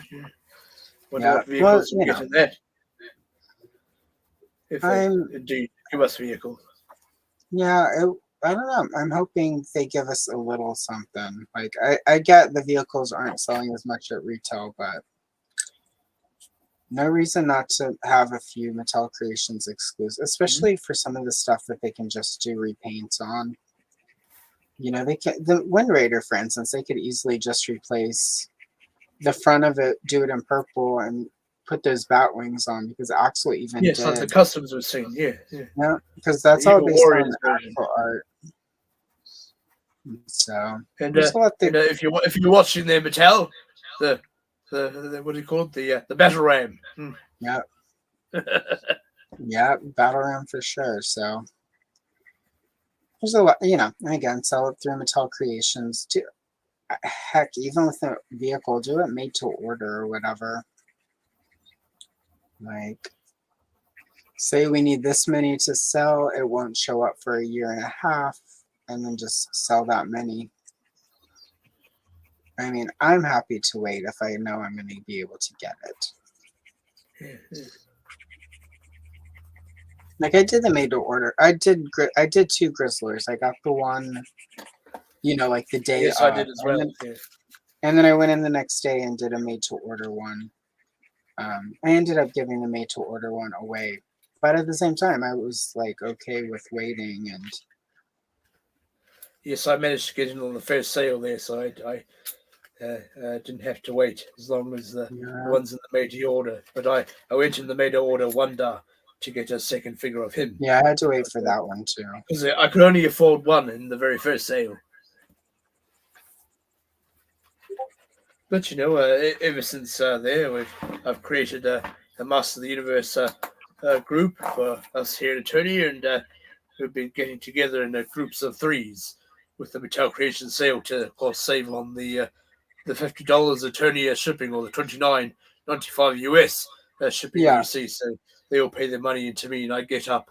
Well, I stay up all night because my alarm's not reliable, as you know what happened today. And right? Yes.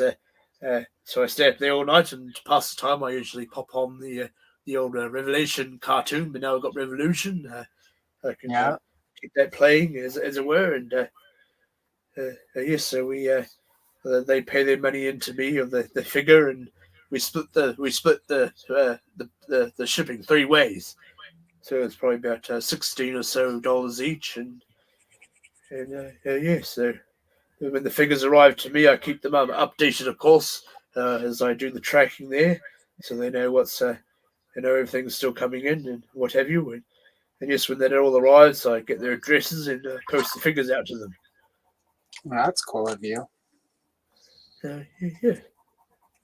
I don't think everybody does it. Of course, it takes a lot of trust when you're paying someone else. You barely know your money. Yeah, it's true. But for those of you in Canada, if you know a few good toy tubers there, and you all decide to team up in a bit of a group buy and do the same thing, yes, you save on a bit of the old shipping there. But I think most of you in the US have access to the split payment, the afterpay. Yeah, there are options. So it just seems like they would get that together for other markets. But I guess that's why I don't work at Mattel, because I got these ideas that probably they're like, oh, it would never make enough money. Never mind. Yes, not everybody taking the risks these days, as you headed back in the golden times, I believe we say. No, I don't think golden. It's as old Captain Picard says, the economics of the future are somewhat different. No, Picard. I guess he's still getting along there and acting. He's just written his memoirs there. Make It So, I believe he's titled it. Right. He's got his book out there. And he's been in a few new Star Trek series there, the Picard series, of course. Yeah. I haven't actually watched that yet. But I've heard I've watched all 3 seasons. Yeah, I think it's 3 seasons. They're looking to continue it on there with another spin-off, so that looks promising. Yeah, But you'll cotton on to that, of course, when you get around to watching it. I would spoil anything for you. Well, I also I'm not a giant fan of Star Trek, so most of my Star Trek consumption these days has been the retrek with Kayla and Johnny at Geek the F Out. yes, I have to be careful there not to spoil anything for Kayla. She's still learning, Yeah. you know. Yeah, right. Like there's sometimes where I'm just like, ugh, but you know, because I forget, because I haven't watched all of it. I've watched some of it, but I've been So rewatching I it. believe I struggled a bit there when they were covering the Revolution cartoon. I couldn't remember which episode it was, but That I was said hard it for was me interesting. It just was interesting when because, it was interesting. When, I said it was interesting when of course we know William Shatner did the voice for Keldor there, and yeah, how he used one of Captain Kirk's lines at Khan there, which is I'm laughing at the superior intellect. And yes, I couldn't remember what episode that was from, and they did say to try and keep the discussion down to the yeah. episode of the hour, as it were. But It was hard for me for the first batch of it for Revelation because for somebody who's been watching it all these years, it's like we all remember, we all know that Tila is the daughter of Man at Arms yeah, and the sorceress in some capacity, and it was really hard to remember that if you haven't watched it before, that maybe isn't sort of a given. So that was sort of difficult. I think I navigated it pretty well for the most part, but it was like, and that was one of the things that made me think, well, it's like, yeah, this is a way probably in which, Masters of the Universe isn't necessarily accessible to new audiences because half of what we were getting out, like I say we, but I can't speak for everyone. Half of what I was getting out of Revelations, even though it was different, was sort of the payoff of like that Sorceress Tila stuff. And and if you haven't not watched everybody all of has it, access to the old Netflix, unless it yeah, was aired on some other network. But I doubt it would have been on the children's network because yeah. So it it was, was it was, more adult orientated, of course.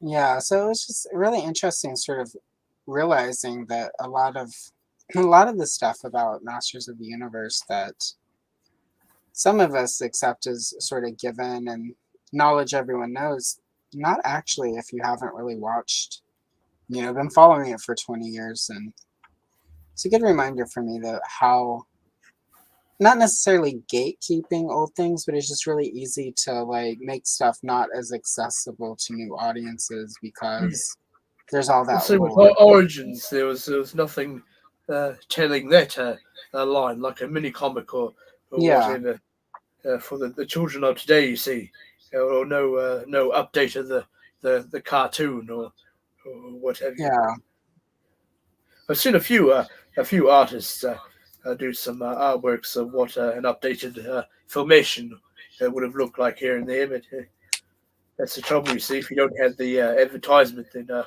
nobody's going to know or beg their mother or papa to buy them the toys. And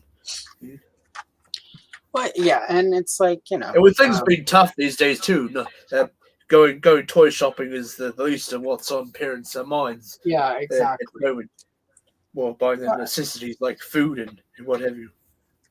well, not only that, but it's just also like the kids of this generation don't necessarily connect Yes, things they're to hardly even toys. playing anymore for the most part.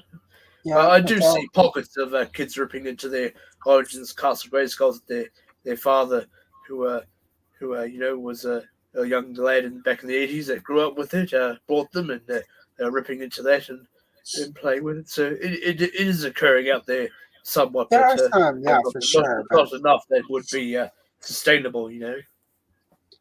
yeah, it's like it takes both sort of the new kids and us old people, And the of course, adult you're collectors. getting computers into schools these days, and children are using less imagination with pen to paper and paint to Yeah, paper with what you can do on computers now with all the blenders and what have you. yeah, I right. think there's something missing in the older developing of the imagination there. But I think there's something missing in it. Like I And, don't. the tactile Yeah, development. well, it's like like I don't have I don't have actually any problem with people doing sort of digital art. I do wish that more people had the tactile side of it, and that we're, like I feel like we're moving away from a place where people have to have some of the Yes, skills it's to do it. all demand. Like we must have it now. Yeah. So, Things are and speeding up. I think some of the art from people who have never sort of done sort of real physical, not in the computer art, I think a little of it falls flat for me because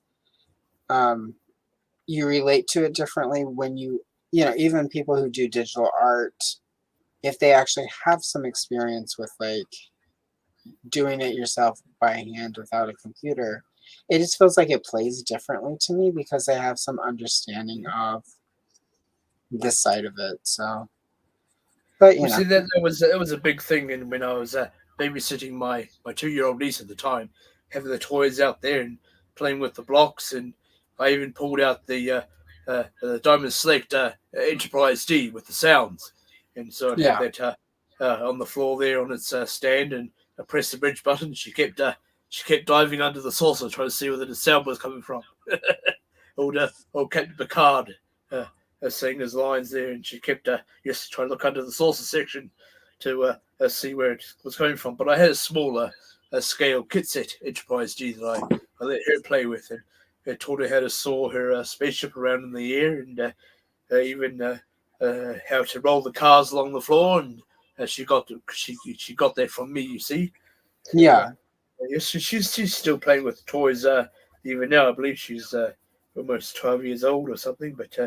That's I cool. gave her a Ram Man from the CGI there for her birthday last year, and she visited me a couple of weeks ago, and I thought, what could I spoil with her there?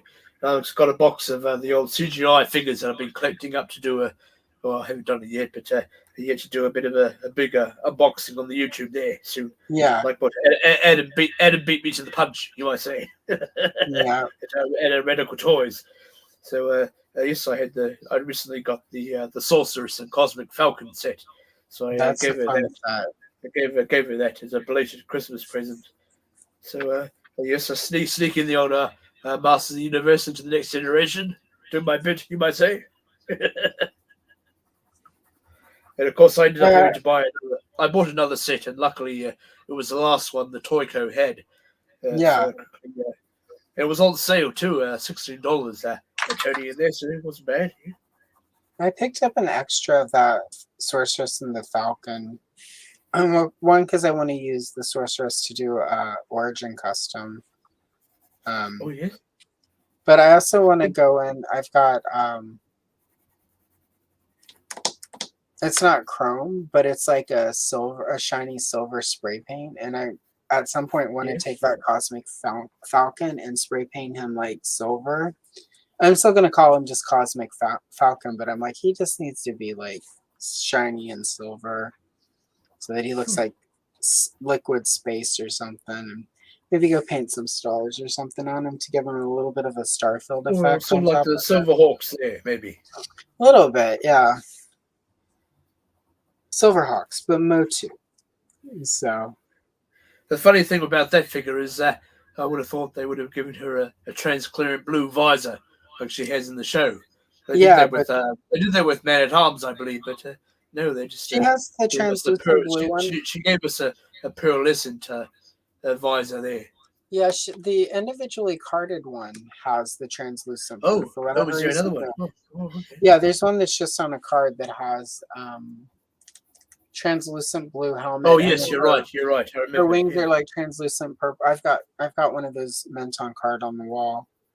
And I probably got one open. I might use that. I should probably use that for the custom.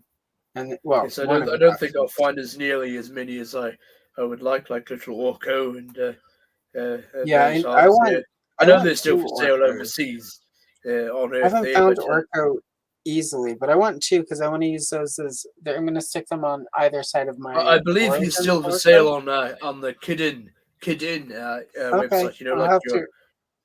I'll go and look Bar In.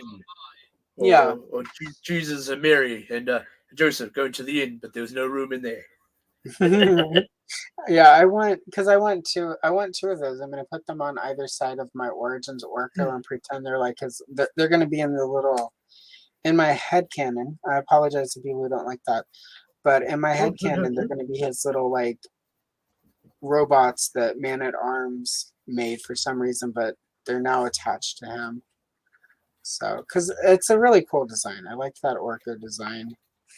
So it's funny, I didn't like Orko at all. Oh, sorry. Oh, no, carry on. I interrupted you. Oh, I was just going to say, I didn't like Orko as a kid in Filmation, but I've liked all of the modern Orkos since Revelation, the CGI, like, I feel like they finally got the character to a place where he's not annoying. Yes, so I would have had the Savage Tony Beastman from the CGI line, but Big Bad Toy Store cancelled that. I had pre-ordered 2 there, but they cancelled the order. Another miscommunication with Mattel, apparently. Yeah, there's been a few of those. I don't know where he ended up going to, but can't find him anywhere. And but I did come by the Savage Attorney Hordak and nice. Merman. They come with little critters there, and I got the He-Man one as well because he came with the little baby cringer critter there. That's cool. Yeah, I want. Well, I didn't get one, but I definitely want the Hordak. I think the Hordak kind of reminds me of the CGI She-Ra Hordak, so I'm probably going to use him in that capacity. Yes, the wee bat critter that he comes with, it plugs onto his back there, I think. Yeah. So that's an option there. That's really cool. Let's see. Oh wow, yours looks really good. Oh, you're almost done there. I'm choosing my colors. Yeah, no, I go pretty well. Like that's the one thing about as much as I do these, it goes pretty quick. I was going to say I don't color in as often as I should. Oh yeah, I did like 4 shorts. Yeah, well, I mean they're not up yet, but I filmed 4 pages yesterday. That'll be 4 shorts over the next couple of weeks. So I've gotten pretty quick at them. I can, and this went faster because I'm not having to film it or anything. So, but yeah, but also I've gotten to the point where I can just sort of look at it and know what colors I should pick and what I'm going to use. And then, I mean, let's see. I started releasing a short every day, like on July 14th. So I've pretty much, like, I color in some capacity every day just so that I don't have like, because if the 2 or 3 times I've gone 2 or 3 days between, like it takes a while, and the first one is often not great. And let me tell you, when you spend 3 or 4 hours filming something and then for it to not be great, it's disappointing. So I haven't let that happen again. I'll probably still throw that. I still have that short just sitting there, like recorded on my phone. And every time I go in to upload a short, I feel like it's looking at me like, how dare you just leave me here? So I will probably just throw it up and hope for the best because it just wasn't good. I've not opened my Snake Mountain yet, and it's giving me the same effect. Looking at me there. I've got a whole mountain of figures piling up. I see. Was it Bill, the re-upload Bill fellow? He's got a shelf with all his boxes of stuff that he's still yet to go through, but mine's just a bigger anthill, you might say. Yeah, I've got a couple. As I've been letting people know, I've been a bit busy of late, so I've gone about a year and a half without doing any reviews yet. I've just been able to do the mail calls because they don't take that long to produce. Yeah, I have. And of course, when you go and do the lives too, you're not doing any editing unless you have to do after the fact. If you've accidentally shown your bank details on the old share screen there, like we had Oz do one time. Yeah, I'm not I haven't done a lot of reviews just because, like, some of it is I don't Well, I haven't yet gotten anything early enough where I feel like doing a review is going to be helpful to anyone. Like, I wanted to at least Yes, have because some use. everybody's already gone out there before you Yeah. and So, reviewed stuff. Yes, I feel the same way too sometimes, but I just do it anyway. Try to do a bit of a fun spin on it, even though people have already seen what's what. They never know what to expect when I review things. right. When I've got some older toys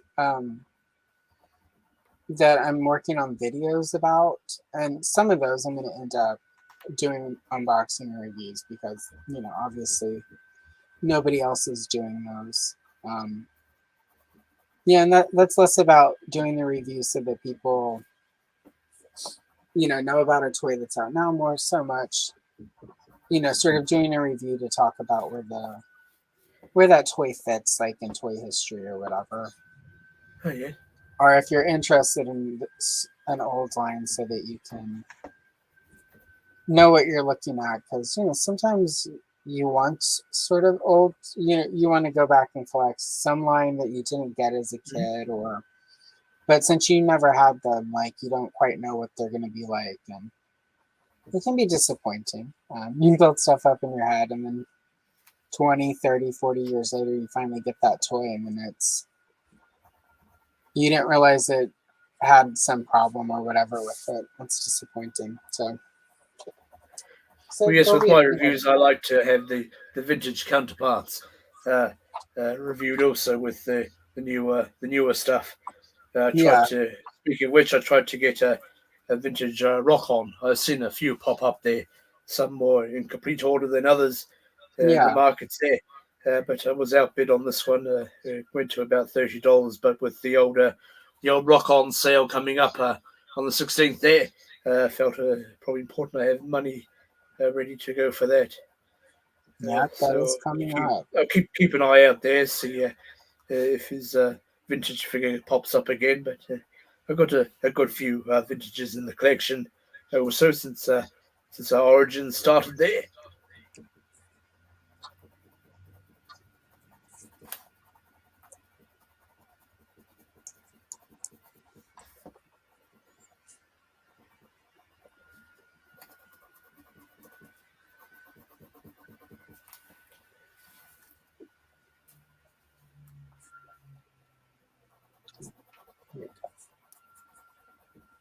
Oh, wow.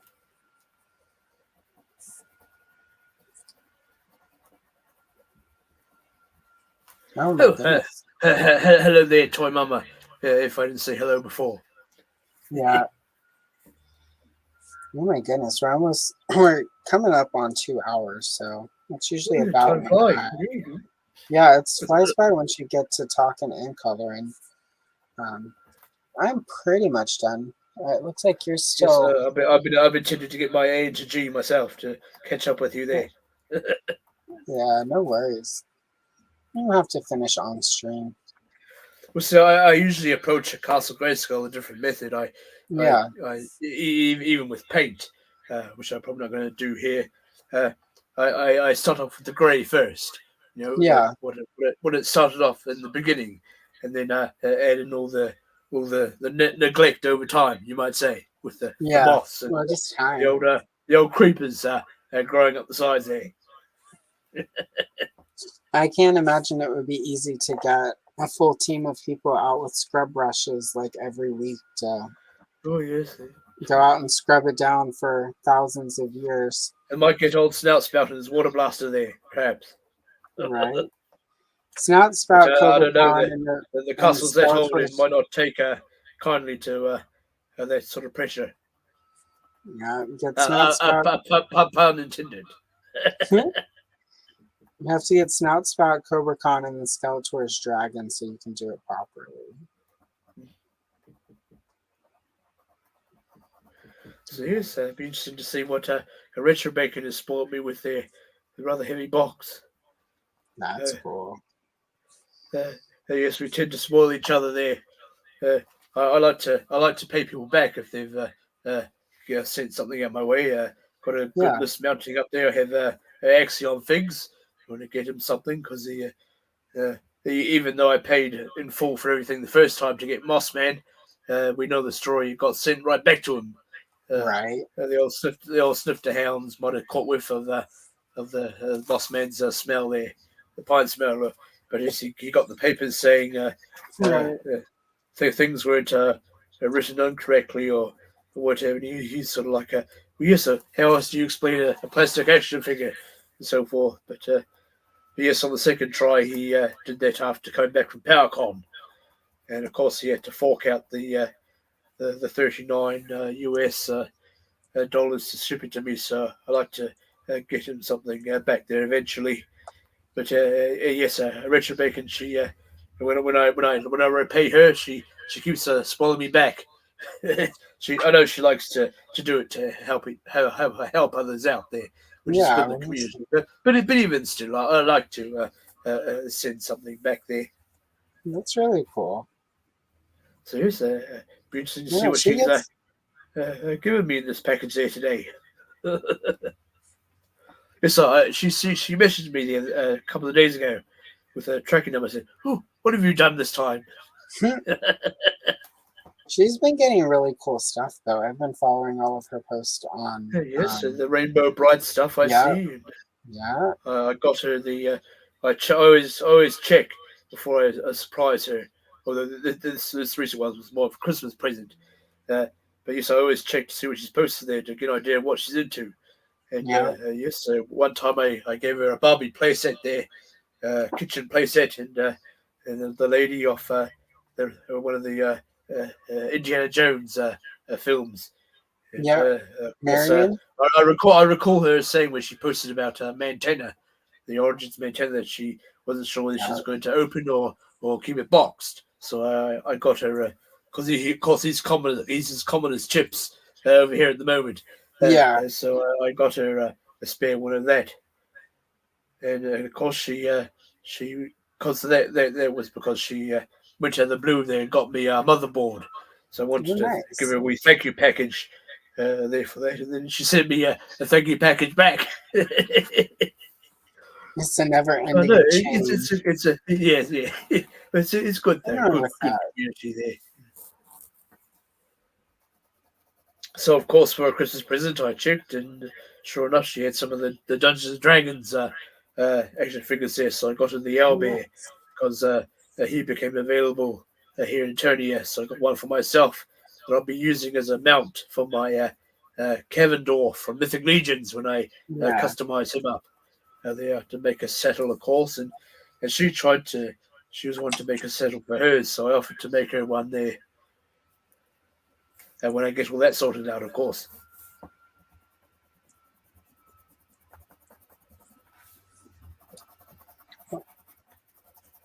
All right. Well, I'm basically done, and my phone is also now telling me it's about to die. So. All right. I think I might just tinker on at some stage, definitely. But I'm possibly well and done. It looks really good. I'm gonna make your page. Let's put you into. There it is. I'm gonna put you into solo layout so people can see. Yeah. Oh yeah, that looks really good. I like that. So you'll see with the fading here. That was a case of me using the white paint there, as I aforementioned. Sometimes I do. So I use that to give a bit of a distance perspective, because of course when you have all the distant details, they're less detailed and colourful. So that's one way of achieving that sort of forced perspective or distance look. I did a little bit of that too, and particularly the back towers and the bone spine there. No, it looks really good. I like that.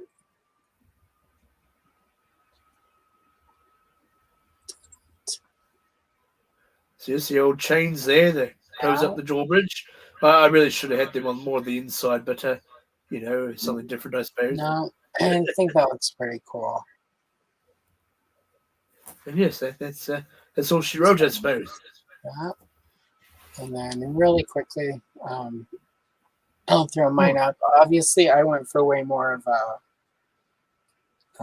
comic you got book the stars in there toys. too, I see. Oh, yes. Yeah. Oh, I like that indeed, yeah. Yeah, so I went in there with the a little bit of a paint pen and the chartreuse yellow.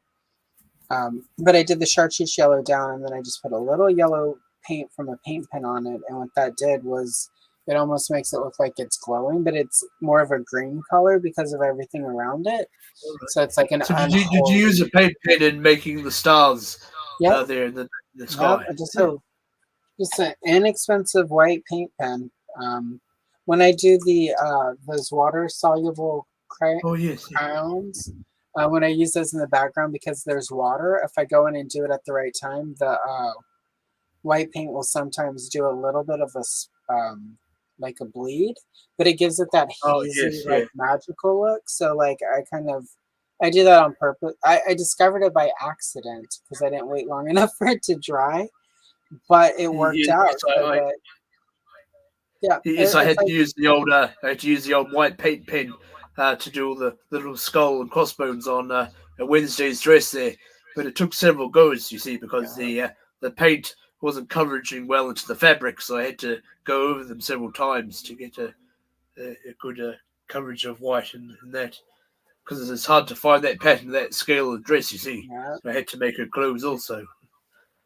That came out really good. I was really impressed by that. Black Phoenix wants you to know that you're a great artist, which is accurate. Oh, well, thank you there. That's And then, yeah, definitely everyone get a white paint pen. They're not. You can get them inexpensive. This one was I got like a pack of. I think there were 4 in this pack in US dollars. It was like $8 for 4 of them, and this is only the second one from the pack. I bought it last summer. Yes, I believe the one I got was around $11 or $12 there. Wait. This is where I remember the shilling part of YouTube. And if you're interested, if you look in the description of my videos, I am an Amazon affiliate, so I get a small commission. But these are linked down in there. Yes. Shill away, I suppose. Anything you can do like that helps the channel out. And I've made a few little commission sales from Amazon. It's not been a lot. It's good to make a shilling or two, you know. Every little bit helps, and the reason it helps is I literally put it right back into buying paper. Although I believe it's termed dollars now in your times. They don't use the term shilling anymore. Yeah, it's dollars. But yeah, I mean every little bit pretty much goes into art supplies. So if you like what I do, consider doing it. Every even if it's only like 5 cents or whatever, that's 5 cents not out of my pocket to buy colored pencils and the fancy paper I print all this out on. So anyway, let's really quick.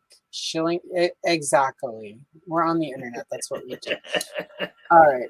Really quick, Elder, where can the people find you? Oh, yes. I suppose I'm shilling now. Yeah. For myself. Yes, for you. So, sell yourself.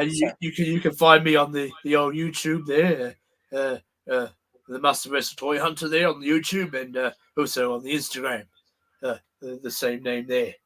And of course, if you're on the Instagram, then my link is in the main what do you call it, the main window there, or the main profile info there and so forth. Yes.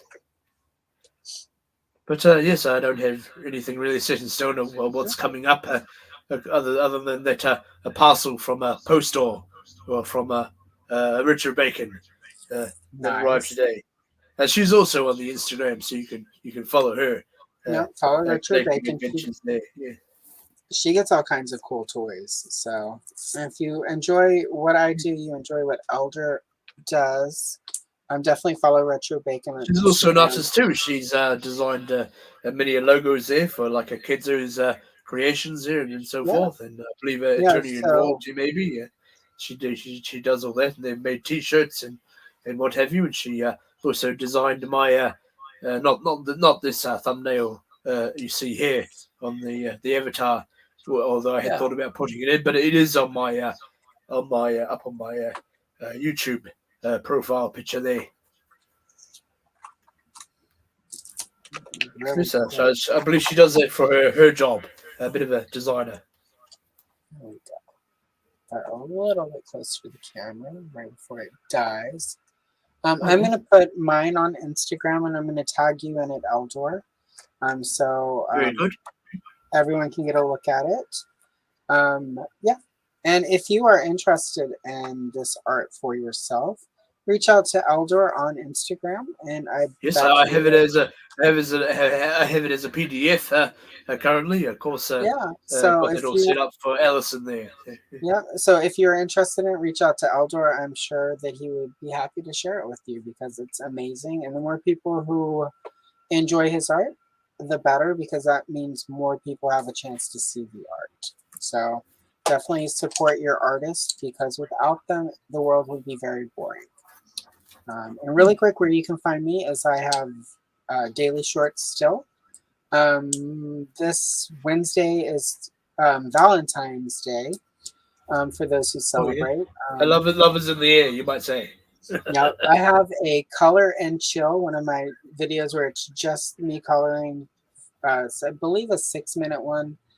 It's Princess Leia, Han Solo from Bespin, and that'll go up 5:30 Pacific. Yeah, it's Pacific. I'm not saying specific. It's Pacific Standard Time. Yes, I get tongue-tied constantly. It's all right. Yeah, we've been at this a couple hours now. Like, I'm at the end. I don't have to talk this much at a time most days. But yeah, that goes up Wednesday, 5:30 p.m. Pacific Standard Time.